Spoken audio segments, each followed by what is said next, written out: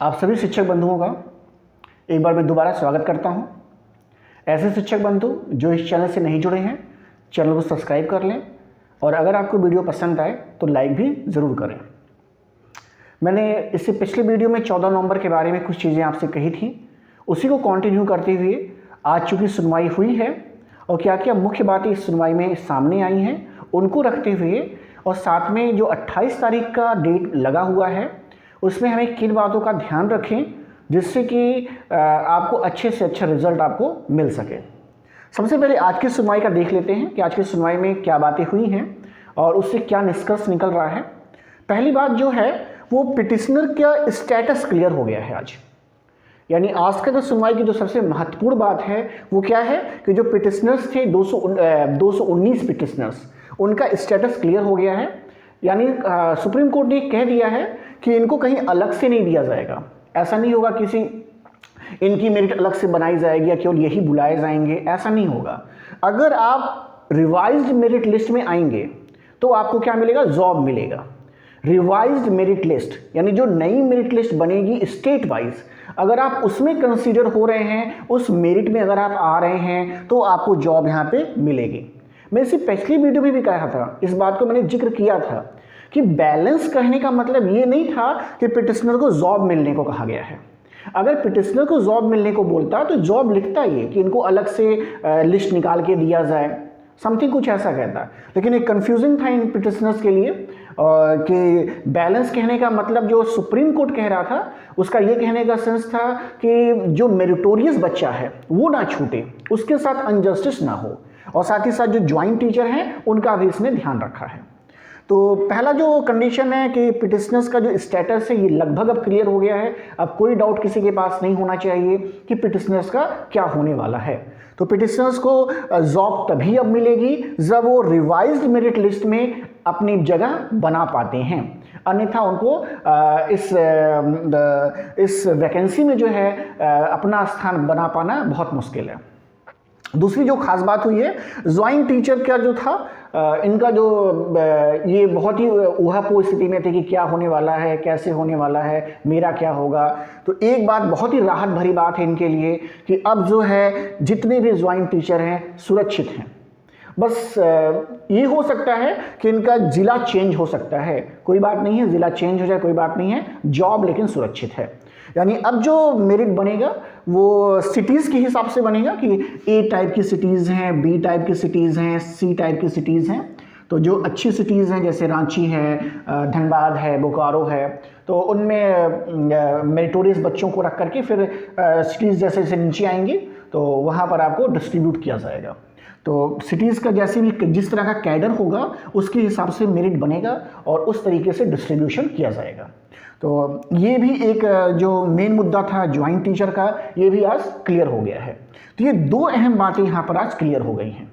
तीसरी बात जो क्लियर हो रही है वह क्या देखने में आ रहा है, वो ये देखने में आ रहा है कि अब जो है तीसरी बात जो यहाँ पे क्लियर हो रही है, थर्ड बात कोर्ट ने ये बोला है कि यथा स्थिति बनाए रखा जाए।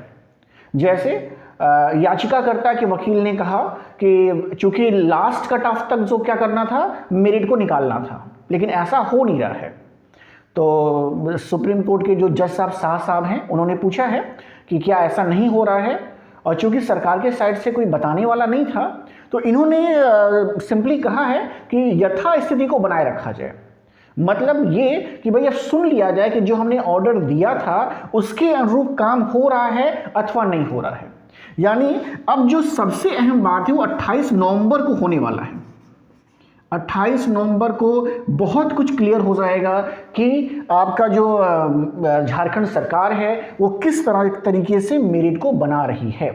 क्या मेरिट जो है लास्ट कट ऑफ को देख करके बना रहा है, लास्ट सेलेक्टेड कैंडिडेट को देख करके बनाया जा रहा है, कैंडिडेट को देख करके बनाया जा रहा है, अथवा केवल 17,000 सीटों पर बनाया जा रहा है, ये अब देखने वाली बात होगी।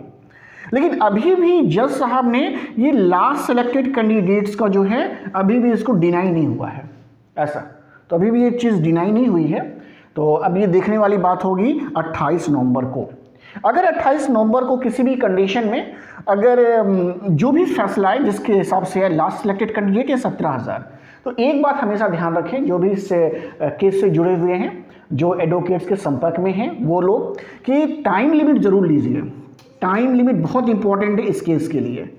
किसी भी तरीके से अपने वकील के माध्यम से, अपने एडवोकेट के माध्यम से टाइम लिमिट जो है ये करवाइए कि साहब 2 महीने से 3 महीने के अंदर, 3 मंथ्स के अंदर ये प्रोसेस कंप्लीट होकर के सुप्रीम कोर्ट को इन्फॉर्म किया जाए।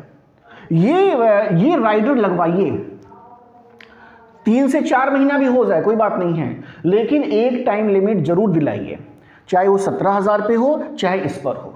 तो इस पर फोकस अब करें। अब देखिए जजमेंट चेंज होने वाला नहीं है, उसी कोर्ट में है, उसी जज के द्वारा दिया गया है, तो अब जजमेंट नहीं चेंज होगा।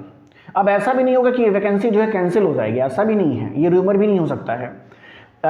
होगा, पूरी वैकेंसी कंप्लीट होगी, लेकिन बस कोशिश ये करिए कि जो टाइम लिमिट है इसको दिलाने का अपने वकील साहब के माध्यम से ज़रूर बात को रखिए, ये बात पहुंचाइए कि जितने भी बच्चे कैंडिडेट्स यहाँ पर आए हुए हैं बहुत ही गरीब तबके के हैं, बार बार कोर्ट पे नहीं आ सकते हैं, इतना खर्च नहीं कर सकते हैं, तो एटलीस्ट आप यहाँ पे टाइम का बाउंडेशन कराइए किसी भी तरीके से। तो ये बहुत ही ज़रूरी है। और एक जो सबसे अहम बात है जो मैं आपको यहाँ पे बताने जा रहा हूँ, उस पर भी फोकस करिए अपने वकील के माध्यम से। जो बातें आप बता सकते हैं सुप्रीम कोर्ट को, उसको ज़रूर बताइए।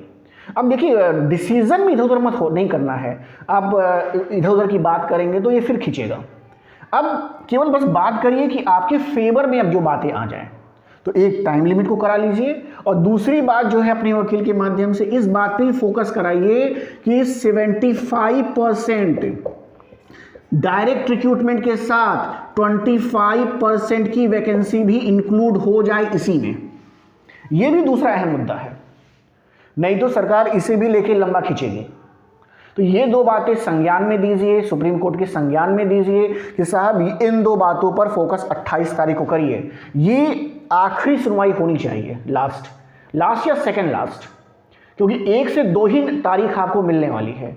इन 2 तारीख में अगर आपने इस दोनों पर फोकस किया तो निश्चित तौर पर आप लोग फायदे में रहेंगे। अगर इन दोनों में किसी भी मुद्दे पर आपने बात नहीं किया, इस बार फिर से आपने कुछ दूसरी बातों को उठाया, कुछ अलग बातों को किया, तो ये फिर 1-2 डेट और खिसक जाएगी, और साथ ही साथ आपको ये दोनों चीज़ें फिर नहीं मिलेंगे। और इस स्थिति में फिर से क्या होगा, एक तो डिले होगा, और दूसरी ये बात है एक बार में ये डायरेक्ट रिक्रूटमेंट निकालेंगे, वो प्रोसेस कंप्लीट होने में वो 6 महीना लगा देंगे, साल भर लगा देंगे। उसके बाद आप दोबारा फिर कोर्ट में जाओगे 25% के लिए, तो सोच सकते हैं ये कितना डिले हो जाएगा। तो मेंशन करवाइए कि पूरी कंप्लीट जितने भी सीट्स हैं उन सीट में 75 + 25% इंक्लूड किया जाए, जितनी भी सीटें बची हुई हैं। इससे आपको ज़्यादा से ज़्यादा फायदा मिल जाएगा। तो केवल अब हर एक बात को फोकस कर दिमाग में रखिए कि अगर जजमेंट इस केस में आता है तो बहुत अच्छी बात है, सबका भला हो जाएगा, सबके फेवर में आएगा। बाई चांस अगर इसमें नहीं आता है, अगर केवल 17,000 पे ही बात हो रही है, जज साहब भी 17,000 पे ही कह रहे हैं, गवर्नमेंट भी 17,000 पे कह रही है, और लग रहा है कि 17,000 पे ही बनने वाला है, तो इन दोनों पर जाइए। ऐसा तो प्लस माइनस सब चीज़ों को लेकर के चलें। एटलीस्ट जो है अब 1 से 2 ही मौका हमारे पास है। सुनवाई 28 तारीख को होने वाली है, हो सके फाइनल हो जाए उसी दिन, जो है गाइडलाइन आ जाए कि भाई ऐसे करना है, ख़त्म हो जाए, या एक डेट और चली जाए। अगर सरकार अपने साइड से कुछ बताने में असमर्थ रहती है, कोई चीज़ छूट जाती है, तो हो सकता है एक डेट और जाए ऐसा, अदरवाइज 28 तारीख कंफर्म है। तो हर एक चीज़, बिहारी के बिंदु को आप देखें, हर एक पॉइंट को स्टडी करें कि किस चीज़ में आपका ज़्यादा से ज़्यादा फ़ायदा है, तो उस चीज़ को अपने एडवोकेट के माध्यम से बताने की कोशिश करें। तो ये कुछ बातें थी जो मैं आपके साथ शेयर करना चाहता हूँ। ये मेरा अपना व्यू होता है, अपना पर्सनल व्यू होता है। अगर आप इससे इत्तेफाक नहीं रखते हैं तो कोई बात नहीं है, आप हो सकता है कि आप कुछ दूसरा सोच रहे हो, तो हो सकता है कि हमारे और आपके उसमें अंतर हो। ये मेरा खुद का पर्सनल व्यू होता है, मैं आपको सजेस्ट करता हूँ कि ऐसा करेंगे। और मैं निगेटिव बातें इसलिए नहीं बोलता हूँ कि मैं पॉजिटिव व्यक्ति हूँ, मैं हमेशा आपको पॉजिटिव बताता हूँ कि भाई देखो ऐसा भी हो सकता है, ऐसा भी हो सकता है, इस केस में इसके साथ ऐसा करिए आप। मैं आपको हमेशा सही राह बताने की कोशिश करता हूं जिससे आपका ज़्यादा से ज़्यादा फ़ायदा हो। और ये मेरी पूरी कोशिश होगी कि अधिक से अधिक कैंडिडेट सेलेक्ट हों इस वैकेंसी में। ये मेरी खुद की अंदर की विश है और आई होप कि आप इस बात को समझ रहे होंगे और इस वीडियो से आपको फ़ायदा होगा। और जो भी कैंडिडेट्स इससे जुड़े हुए हैं इस बात पे ज़रूर फोकस करें कि कुछ नया ना करके, अपने वकील से कुछ नई मांग ना करके जो पुरानी चीज़ें हैं उसको इम्प्रूव कर लें। तो आई थिंक आप सभी का इसमें बेनिफिट होगा और अच्छा होगा। तो आज का वीडियो मैं यही समाप्त करता हूं। अगर आपको वीडियो पसंद आ रहा है और वीडियो मेरी बातें समझ में आती हैं आपको तो बहुत अच्छी बात है, लाइक करें एंड चैनल को सब्सक्राइब करें। Thank you.